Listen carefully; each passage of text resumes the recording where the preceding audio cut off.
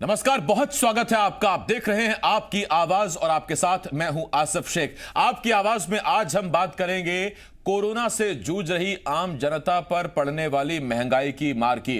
पिछले एक महीने से पेट्रोल डीजल के दामों में लगातार बढ़ोतरी हो ही रही है। अभी 3 दिन पहले ही पेट्रोल डीजल की कीमतों में एक बार फिर 36 पैसे प्रति लीटर की बढ़ोतरी हुई। लेकिन अब महंगे पेट्रोल डीजल की वजह से बढ़ने वाली महंगाई का असर भी दिखने लगा है। बस ऑपरेटर्स ने किराया बढ़ाने की मांग की तो सरकार ने मंजूरी दे दी है। 1 मार्च से आपको बसों के लिए बढ़ा हुआ किराया देना होगा। दूध व्यापारी दूध की कीमतें बढ़ाने वाले हैं, तो इसके साथ साथ बिजली नियामक बोर्ड को बिजली कंपनियों ने एक याचिका भेजी है और अगर इस पर मंजूरी मिलती है तो फिर बिजली भी महंगी होने वाली है। और एक बात और, इन सब के साथ सब्जी और किचन की चीजों पर भी कीमतें लगातार बढ़ती जा रही हैं। महंगाई डायन से आम आदमी को कब मिलेगा छुटकारा, कब मिलेगी मुक्ति, इसी पर आज हम करेंगे चर्चा। हमारे साथ खास मेहमान भी जुड़ेंगे, लेकिन सबसे पहले आइए एक रिपोर्ट देखते हैं।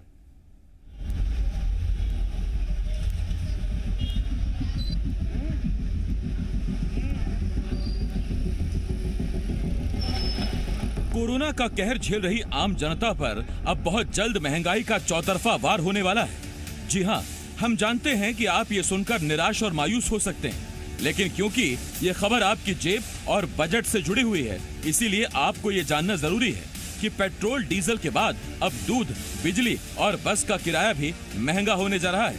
आइए आपको एक एक करके महंगाई बढ़ाने वाली खबरें बताते हैं। सबसे पहले पेट्रोल डीजल की बात। पिछले 1 महीने से लगातार तेल की कीमतें बढ़ती जा रही हैं। 23 फरवरी को 36 पैसे प्रति लीटर की बढ़ोतरी के बाद भोपाल में 1 लीटर पेट्रोल की कीमत 98 रुपए 96 पैसे बनी हुई है, जबकि 1 लीटर डीजल के लिए आम आदमी को 89 रुपए 60 पैसे चुकाने पड़ रहे हैं। महंगे तेल की वजह से महंगाई भी बढ़ने लगी है। पेट्रोल और डीजल की बढ़ती कीमतों से परेशान बस ऑपरेटर्स ने हड़ताल का ऐलान किया तो सरकार ने उन्हें मनाने के लिए किराया बढ़ाने की मंजूरी दे दी। 1 मार्च से बसों का किराया बढ़ाया जा सकता है।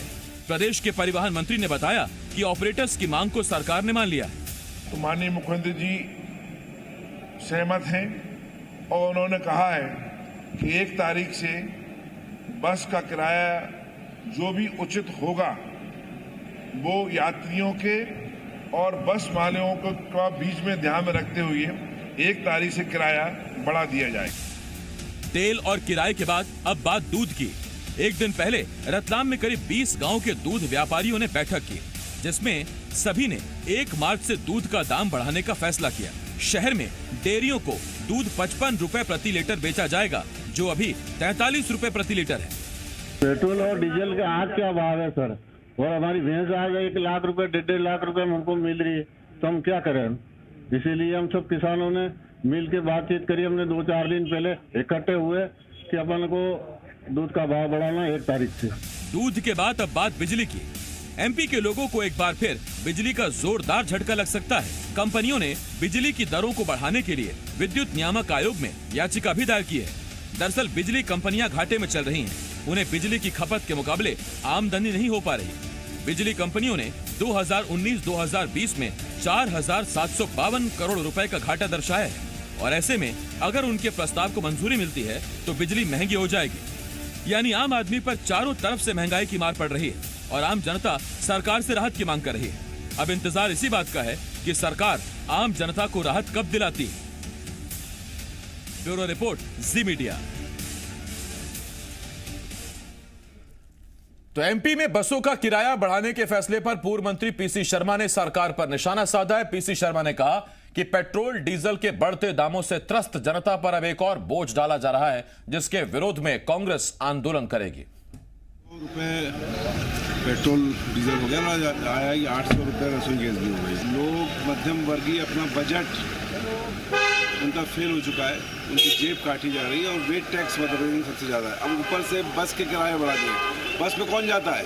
ये छोटा आदमी, गरीब आदमी, मध्यम वर्गीय, उन पे और महंगाई लाद दी। इसकी जितनी निंदा की जाए कम है और कांग्रेस इस पार्टी का लगातार विरोध करेगी। और आपको बता दें कि इस वक्त हमारे साथ एक खास पैनल जुड़ रहा है। हमारे साथ हरिशंकर खटीक साहब, पूर्व मंत्री हैं, बीजेपी के सीनियर लीडर हैं, हमारे साथ जुड़ रहे हैं। साथ ही कांग्रेस के विधायक विनय सक्सेना जी हमें ज्वाइन कर रहे हैं और वरिष्ठ पत्रकार देवश्री माली जी भी आज हमारे साथ हैं और चूंकि महंगाई मुद्दा बड़ा है तो आज हमने डिबेट भी बड़ी रखी है और इसको हम अभी डिबेट को लगातार इस पर हम चर्चा करेंगे और जनता के सवालों को हम पूछने की कोशिश करेंगे। और जनता से भी हम ये अपील करते हैं कि आप ट्विटर और फेसबुक के जरिए से कोई सवाल पूछना चाहते हैं, कोई अपनी बात रखना चाहते हैं महंगाई पर, क्योंकि मुद्दा आपकी जेब, आपके बजट, आपकी सैलरी से जुड़ा हुआ है, आप हमें कह सकते हैं। आपके सवाल हम अपने मेहमानों तक पहुंचाएंगे। बहुत स्वागत है आपका विनय जी, हरिशंकर जी और देवशिमाली सर, बहुत बहुत स्वागत है आपका।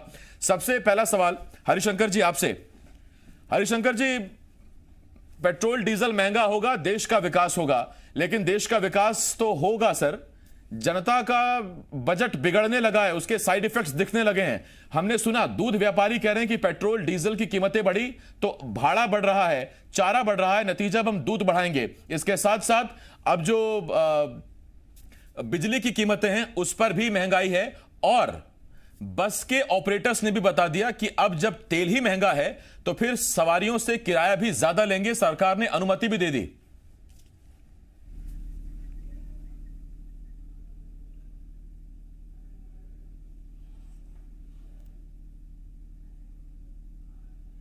हेलो हरिशंकर जी बोलिए सर, अभी बोलना तो फ्री है, बोलिए सर।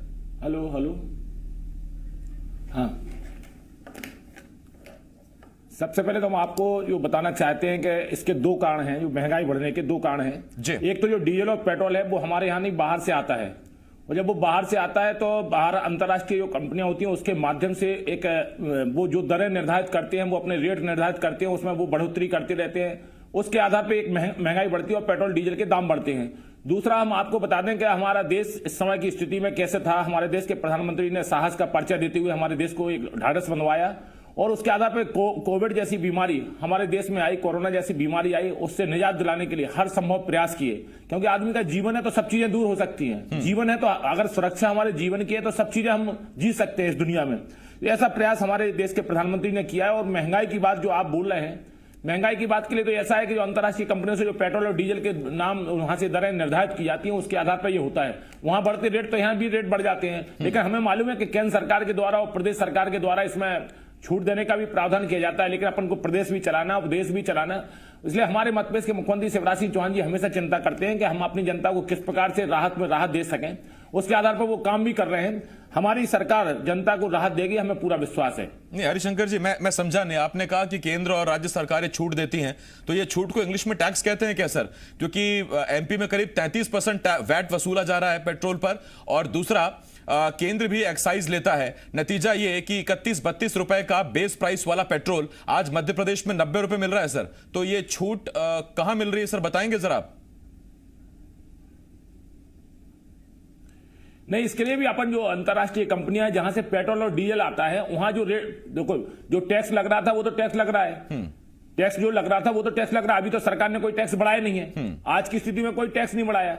लेकिन जो केंद्र जो बाहर से आता है पेट्रोल डीजल आता है, वहां पर जो दरें निर्धारित होती हैं, जब वहां की अगर वहां से जो बढ़ के आता है तो फिर उसके स्वाभाविक है कि यहाँ रेट बढ़ जाते हैं। लेकिन हमारी सरकार ने अभी तो कोई टैक्स लगाने की कोई बात ही नहीं, अभी तो बजट पेश हो रहा है हमारा। ठीक, मैं हरिशंकर जी इस पर आता हूं, और क्योंकि मुद्दा आम आदमी से जुड़ा हुआ है, फेसबुक और ट्विटर पर हमें लोग कमेंट कर रहे हैं। मोहर सिंह जी लिखते हैं, मोहर सिंह परियार साहब हैं, वो कहते हैं पेट्रोल डीजल की कीमत कम करो, किसानों का भला करो। गणेश प्रसाद गर्ग कहते हैं जनहित में वैट कम करे मध्य प्रदेश सरकार, ये गणेश प्रसाद गर्ग कहते हैं। ऐसे ही आप लोग भी अपनी बात रख सकते हैं, सवाल पूछ सकते हैं। मैं विनय जी आपके पास आ रहा हूं, उसके बाद फिर देवशिमाली सर आपके पास आता हूं। विनय जी, इससे बड़ा मुद्दा इस वक्त विपक्ष के पास कुछ हो सकता है क्या? देखिए, बात मुद्दे की नहीं है, एक आम जनता की मजबूरी और परेशानी और उनकी जो कमर टूट रही महंगाई जो है उस पे है। एक दो बातों का मैं अंतर इनको बताना चाहता हूं, माननीय हमारे विधायक जी को और आप सबके माध्यम से आम नागरिकों को, कि बार बार जो केंद्र सरकार और प्रदेश सरकार इस बात का असत्य वातावरण बना के रखी है कि अंतर्राष्ट्रीय कीमतें बढ़ रही हैं इसीलिए हम लोग कीमत बढ़ा रहे हैं। मैं आपको बता दूं, और आपने स्वयं भी बताया है भी, कि 31 रुपए जो बेस प्राइस है वो 33 और 31 रुपए के बीच में है, 33 रुपए 71 पैसे, और उस पे 69% टैक्स ले रही हैं केंद्र और स्टेट की सरकारें। तो फिर अंतर्राष्ट्रीय कीमतें कहां बढ़ी हैं?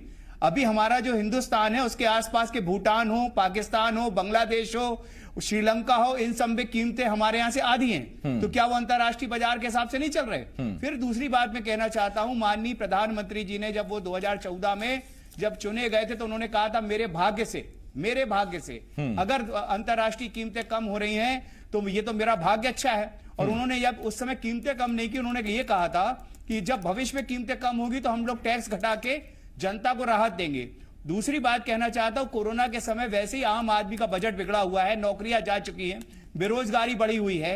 एक आम आदमी की जो तनख्वाह 10,000 मिलती थी उसकी आधी तनख्वाहें गवर्नमेंट और प्राइवेट कंपनियां जो हैं जो अभी आउटसोर्सेस करती हैं वो आधी तनख्वाहें कॉन्ट्रैक्टर्स दे रहे हैं। ऐसे स्थिति में जनता को राहत देने की जरूरत है और सिर्फ अकेले इससे इसका फर्क नहीं पड़ेगा पेट्रोल डीजल रसोई का। अभी आप देखिए इसका असर जो है आम आदमी की रसोई पे पड़ेगा। आम आदमी की सब्जी महंगी होगी, दूध महंगा होगा और मध्य प्रदेश सरकार तो बिजली की दरें बढ़ाने वाली है। तो ये कहना गलत है कि अंतरराष्ट्रीय कीमतों के हिसाब से हमारे देश में हमारे को कोई परेशानी है। ये सरकारों ने जो गुमराह देश को किया है ये बहुत ही निंदाजनक है। और मैं मानता हूं कि इस समय देश को एक जरूरत है कि वास्तविक रूप से आम जनता को राहत पहुंचाने की। कोरोना का जो 1 साल हुआ है सरकारों का बजट नहीं बिगड़ा। फिर एक चीज मैं और महत्वपूर्ण कहना चाहता हूं कि एक समय देश में आत्मनिर्भर भारत बनने की बात कर रहे हैं, तो क्या सिर्फ हम पेट्रोल डीजल के भरोसे ही देश चलाएंगे क्या? हम अन्य संसाधन जो हमारे हैं, हमारे जो और आत्मनिर्भर बनने के जो हमारे दूसरे संसाधन है उसको बढ़ाने की सरकार ने क्या प्रयास करे पिछले 1 साल में उसको बताना चाहिए। अभी आज मैंने माननीय मुख्यमंत्री से भी आग्रह किया था, जब विधानसभा में अपना वक्तव्य में राज्यपाल के अभिभाषण में दे रहा था, मैंने कहा 15 साल आप रहे और 1 साल अभी के, आपने आत्मनिर्भर बनने की दिशा में पेट्रोल डीजल और शराब के भरोसे आपकी सरकार क्यों चलती है? क्यों नहीं हम आत्मनिर्भर बनने के लिए कोई अन्य संसाधन ढूंढते और हम लोग ये आम जनता विनय जी मैं काफी देर से आपको सुन रहा था, कुछ पॉइंट्स भी मैंने नोट किया आपके। विनय जी मैं काफी देर से सुन रहा हूं आपको सर, आप कुछ पॉइंट्स नोट किया, आपने बहुत अच्छी बातें कही।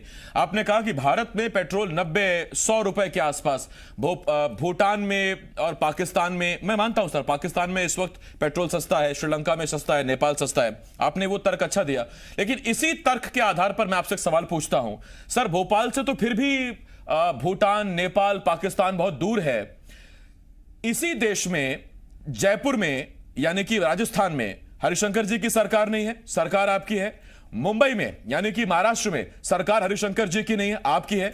99 रुपए अगर भोपाल में तेल मिल रहा है तो राजस्थान और महाराष्ट्र की जनता का क्या कसूर? वहां क्या अंतर्राष्ट्रीय कीमतों का असर ज्यादा पड़ता है क्या? जयपुर में इस वक्त 97.5 रुपए, मुंबई में भी इस वक्त 97.5 रुपए तेल है, तो कम से कम आप ही छोड़ दीजिए वैट सर। मैं आपसे एक बात और कहना चाहता हूं जी। प्रदेशों की तो हालत बुरी है। सुनिए, मैं एक आपसे आग्रह करना चाहता हूं जी। प्रदेशों की सरकारों के तो हालात बुरे हैं क्योंकि कोरोना का कारण और जीएसटी के नाम पे जो प्रदेशों का पैसा केंद्र सरकार ने दबा के बैठे हैं, वो जीएसटी आज भी जो बार बार मुख्यमंत्री जी और उनके जो मंत्री बार बार बात कर रहे हैं कि हमको जीएसटी का पैसा मिलना है, हमको केंद्र सरकार से पैसा लेना है। आखिर केंद्र सरकार के पास जब जीएसटी का पैसा आप रोक के रखे हैं तो आप एक्साइज ड्यूटी क्यों नहीं कम कर देते? और मैं एक बात आग्रह करना चाहता हूं, एक देश एक टैक्स की बात केंद्र सरकार ने की थी, माननीय प्रधानमंत्री जी ने, तो फिर उसमें शराब, पेट्रोल, डीजल को अलग क्यों रखा गया है? एक बहुत महत्वपूर्ण बात है, केंद्र सरकार जो टैक्स ले रही है एक्साइज, वो स्टेट गवर्नमेंट से ज्यादा ले रही।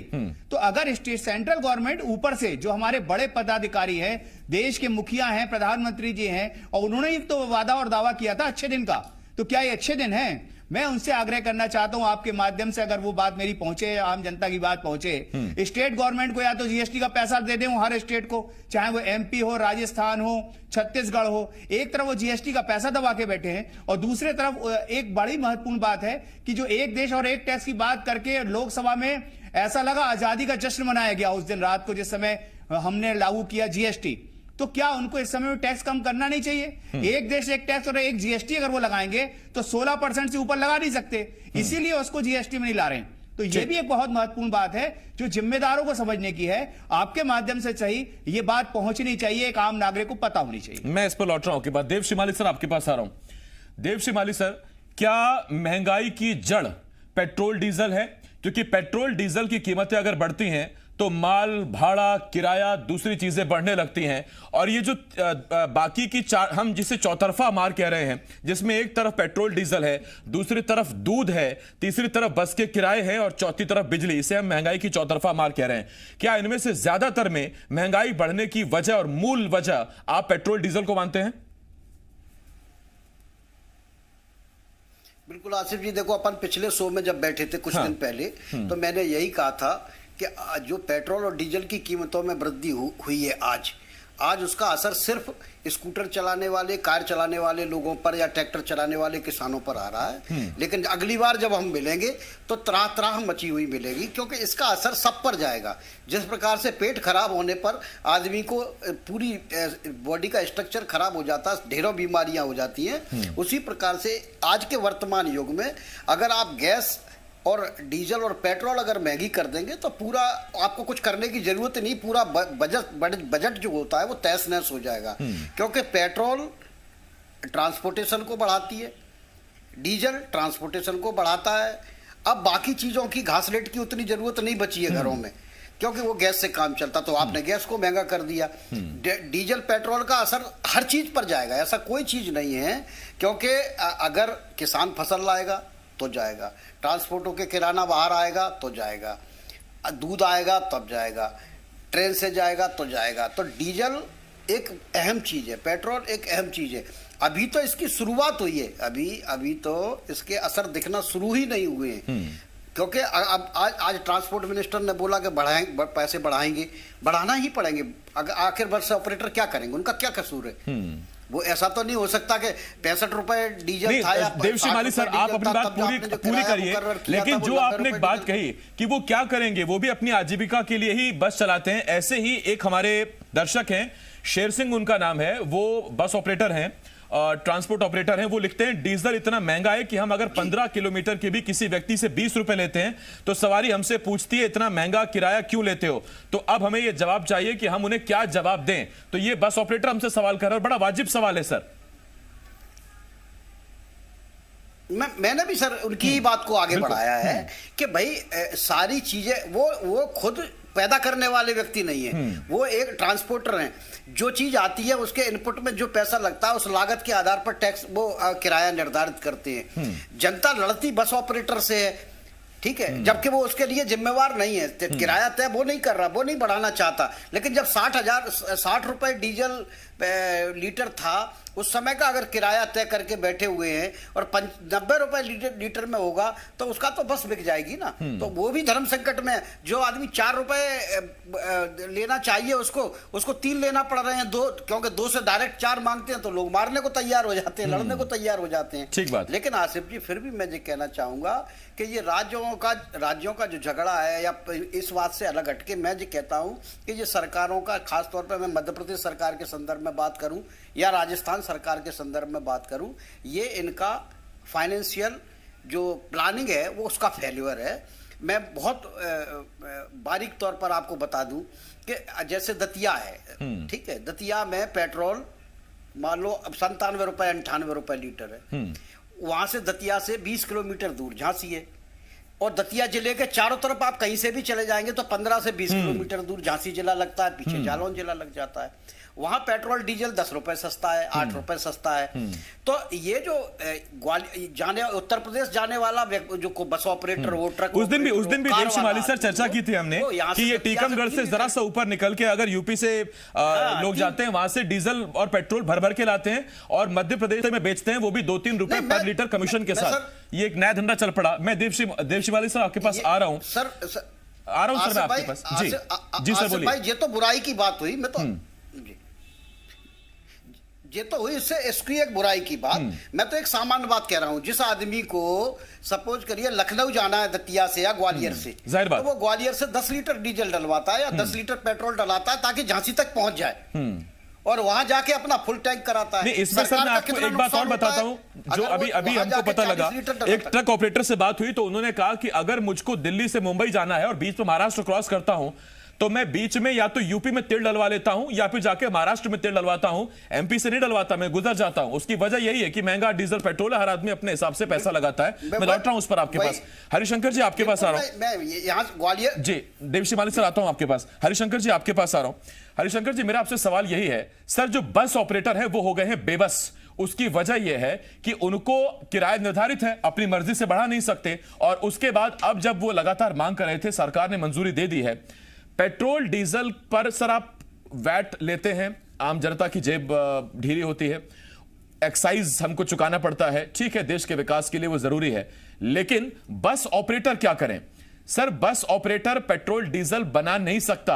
अगर उसने जरा सी कीमतें बढ़ाई तो लोग ऑप्शंस तलाशने लगते हैं, लोग ये सोचने लगते हैं कि हमको और जरियों में कहां से सस्ता पड़ेगा, या अगर अपनी गाड़ी हम खुद लेकर चलने लगे तो हमको क्या सस्ता पड़ेगा। नतीजा यह होता है कि पर्यावरण की दृष्टि से हम जानते हैं कि अगर लोग सार्वजनिक वाहनों का इस्तेमाल करें तो ज्यादा बेहतर है। लोग जब अपनी गाड़ियां लेकर निकलेंगे तो फिर हमें उतनी ही सड़कें चाहिए, उतना ही प्रदूषण बढ़ेगा, उतना ही रिस्क फैक्टर भी ज्यादा होगा।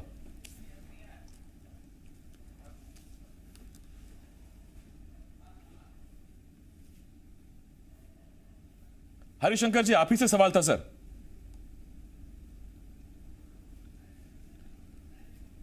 हमारे देश के प्रधानमंत्री हमेशा और मध्य प्रदेश के मुख्यमंत्री माननीय शिवराज सिंह चौहान जी हमेशा गरीब जनता की चिंता करते हैं कि उनका किस प्रकार से उनकी भलाई हो।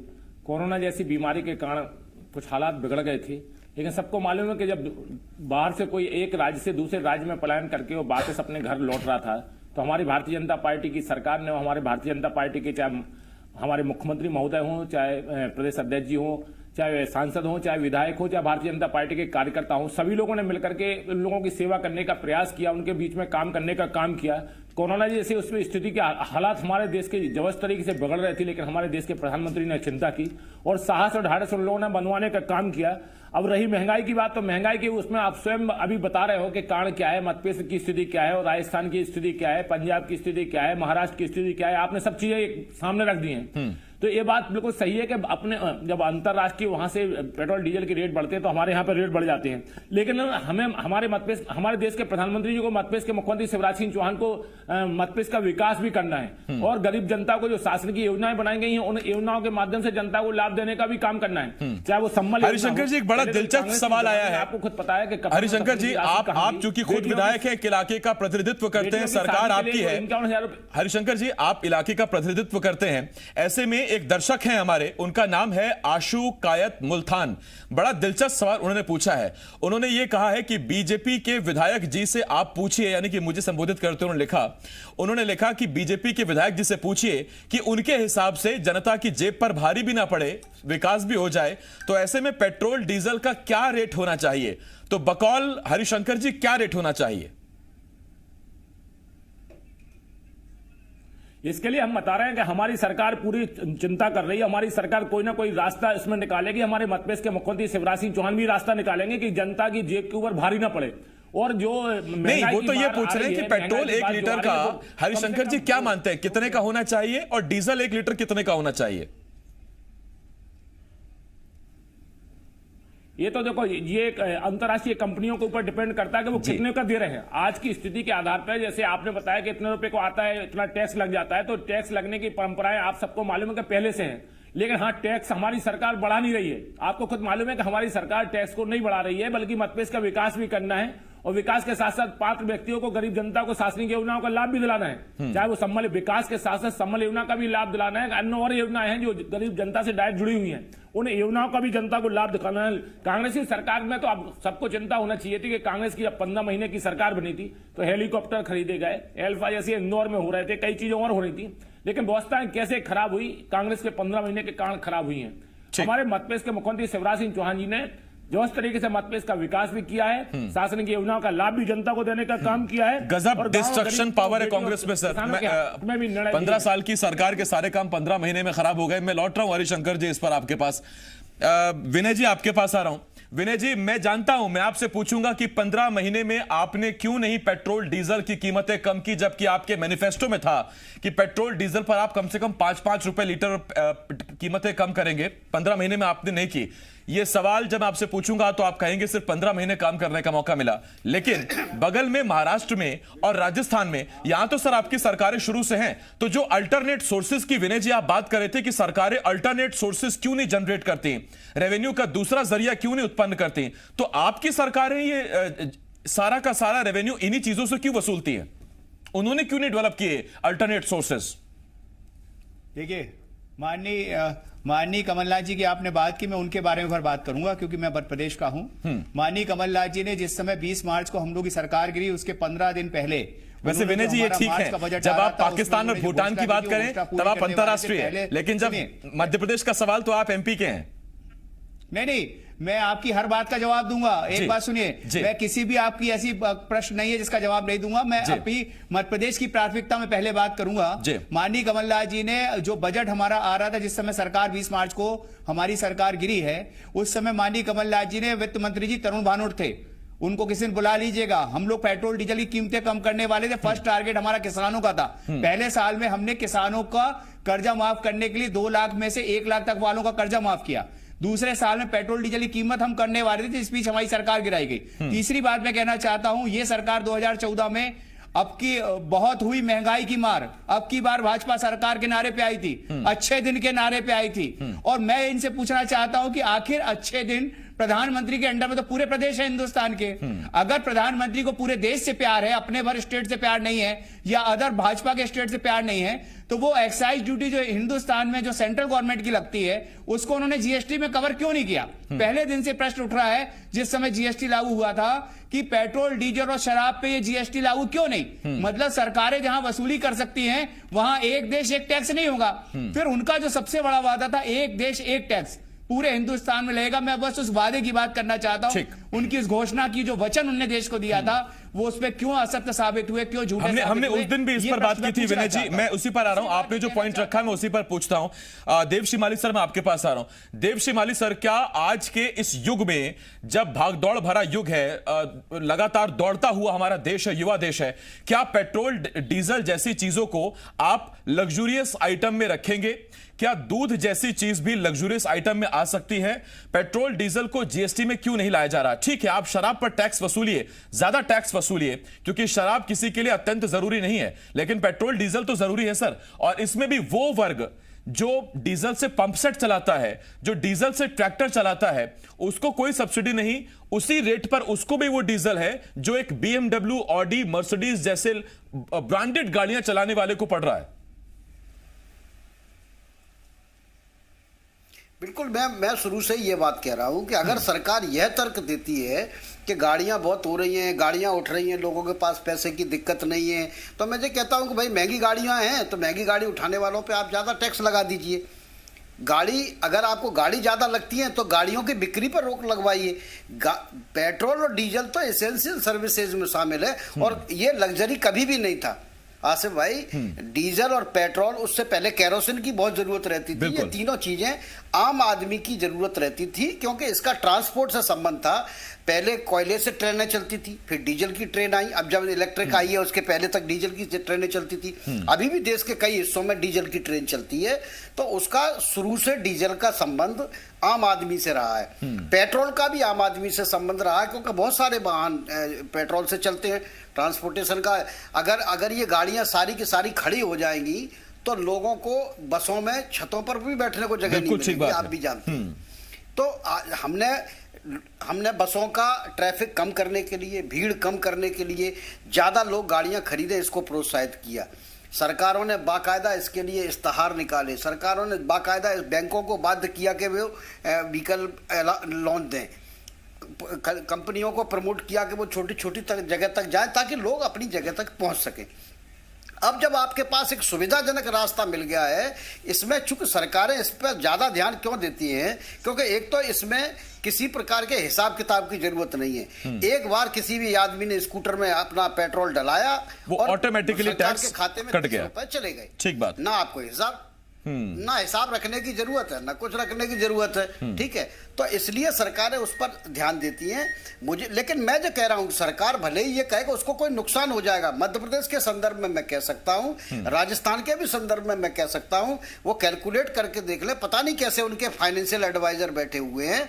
अगर ये 2-4 रुपए 5 रुपए टैक्स में कम कर देंगे तो भी उसके बावजूद भी मध्य प्रदेश के पेट्रोल और डीजल से होने वाले राजस्व में कोई कमी नहीं आएगी, बल्कि मुझे लगता है 10-20% बढ़ जाएगा। जो बगल के प्रदेशों से तेल की खपत बढ़ती है वो मूल मध्य प्रदेश में आ जाएगी। मैं आपकी बात समझ गया सर, सरकार इस पर विचार करे, एक अलग बात है। मैं हरिशंकर जी आपके पास आ रहा हूं। हरिशंकर जी, मुझे आप आम आदमी की गलती बताइए। सर, बिजली कंपनियां 4752 करोड़ के नुकसान में हैं और उसके बाद उन्होंने नियामक आयोग को यह याचिका भेजी है कि आप दरें बढ़ाइए। सर, सरकारी विभागों पर इतना ज्यादा बिजली का बिल बकाया है, बिजली का बिल बड़े बड़े अधिकारी नहीं चुकाते, निगम नहीं चुकाते, और उसके बाद वसूली की जाती है आम आदमी से, क्यों सर?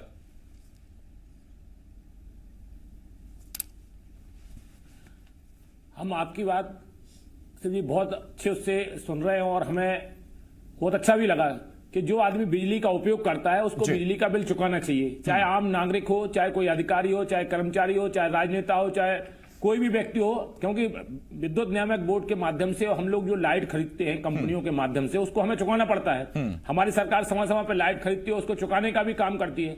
जैसे कोई हम लोग 1 यूनिट लाइट खरीदते हैं तो लाइट खरीदते तो हैं, लेकिन उसका हमें पैसा भी देना पड़ता है। तो सरकार के इस चीज की हर व्यक्ति को चिंता होना चाहिए, अधिकारी कर्मचारियों को भी चिंता होना चाहिए कि हम किसी चीज का अगर उपयोग कर रहे हैं, कोई उद्योगपति है, उद्योग चला रहे हैं और बिजली का बिल जमा नहीं कर रहे हैं, या कोई बड़ा आदमी हो बिजली का बिल जमा नहीं कर रहा, तो ये स्वाभाविक है उसको बिजली का बिल जमा करना चाहिए। चाहे गरीब आदमी हो, चाहे अमीर आदमी हो, चाहे राजनेता हो, चाहे कोई भी अभिनेता हो, उसको बिजली का बिल जमा करना चाहिए। अगर पूरा बिजली का बिल जितना ड्यू है, अगर बिजली का बिल जितना बकाया है, अगर वो बिजली का बिल अगर मतपेश का अगर जमा हो गया तो कई जगह से अपन को राहत मिल सकती है। लेकिन एक स्वाभाविक है कि हम सब लोगों को एक हर प्रकार से ऐसी मानसिकता बनाना चाहिए कि हमें बिजली का बिल जमा करना है। लेकिन हम आपको आगे और बताना चाहते हैं कि कांग्रेस की सरकार बार बार ये बोलती है कि हम अगर और आगे बढ़ते तो क्या करते। अरे 15 महीने में जब वो नहीं कर पाए, उन्होंने कहा था, हम वो उनकी सरकार कैसे बनी थी सबको पूरे मतपेश को पता है कि उन्होंने कहा था कि हम युवाओं को बेरोजगारी भत्ता देंगे, लेकिन 15 महीने में 1 रुपये भी बेरोजगारी भत्ता किसी को नहीं युवाओं को दे पाए, ना 4000 रुपये उन्होंने किसी को देने का काम किया। उन्होंने कहा हम और अन्य चीजें भी के लिए भी बोला था, उन्होंने 2 लाख तक का हम किसानों का कर्जा माफ कर देंगे। तो ऐसे थोती घोषणाओं के माध्यम से जनता को लुभाने के कारण उनकी सरकार बन गई थी। उनको सरकार चलाने से मतलब नहीं था और उनको खुद पता नहीं था कि हमारे मुख्यमंत्री कितने हैं। कांग्रेस के लोग स्वयं परेशान थे, कांग्रेस के विधायक परेशान थे, कांग्रेस के मंत्री परेशान थे कि हमारा काम कर दिए। माननीय कमलनाथ जी मुख्यमंत्री से अनुरोध करते थे, वो सुनते नहीं थे कि हमारे पास खजाना खाली डला है, खजाना खाली डला है। हम सब मानते हैं कि एक कर्ज लेना एक निरंतर प्रक्रिया है, स्वाभाविक है प्रदेश के विकास के लिए, जनता के कल्याण के लिए, लेकिन एक निश्चित क्यों आधार पर खुद देख रहे हैं कि पहले भी पेट्रोल की और डीजल की कीमतें पहले भी बढ़ती थी और आज भी पेट्रोल और डीजल की कीमतें बढ़ रही हैं। मैं इस पर लौट रहा हूं आपके पास, आज भी बढ़ते एक निरंतर प्रक्रिया, क्योंकि बाहर से पेट्रोल और डीजल आता है। हरिशंकर जी, मैं लौट रहा हूं आपके पास। और तब जबकि आपने बेरोजगारी का मुद्दा उठाया, आपने कहा कि बेरोजगारी भत्ता देने की बात कांग्रेस ने कही थी, तो ऐसे में एक दर्शक है हमारे, नाम है उनका बबलू राउत, और बबलू राउत भाई बार बार यही पूछ रहे हैं, वो कई बार कमेंट कर चुके हैं हमें। उन्होंने लिखा है कि मध्य प्रदेश के अतिथि शिक्षकों की दयनीय हालत है, अब तक बेरोजगारी और महंगाई की वजह से 110 अतिथि शिक्षक आत्महत्या कर चुके हैं। ये बबलू राउत लिख रहे हैं। तो बेरोजगारी बढ़ती जा रही है, महंगाई बढ़ रही है, आम आदमी परेशान है।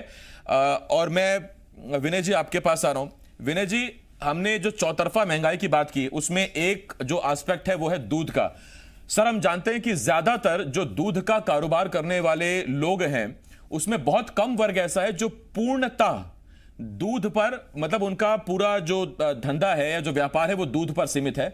बहुत बड़ा वर्ग उसमें एक ऐसा है जो खेती किसानी करता है और साथ में वो 5, 10, 15 भैंसे भी रखता है, गाय रखता है और दूध का व्यापार करता है। उसको अगर डीजल मिलेगा महंगा, उसे पेट्रोल मिलेगा महंगा, तो हम ये कैसे अपेक्षा कर सकते हैं उस गरीब अन्नदाता से कि वो दूध की कीमतें वहीं स्थिर रखे जो आज से 5 साल पहले थी। नतीजा वो भी मांग कर रहा है कि हमारा चारा महंगा है, हमारा तेल महंगा है, तो हमें भी कीमतें ज्यादा मिलनी चाहिए। और अगेन, ये दूध भी लग्जूरियस आइटम नहीं है, यह मूलभूत जरूरत बन गई है अब आम आदमी की, छोटे बच्चों के लिए।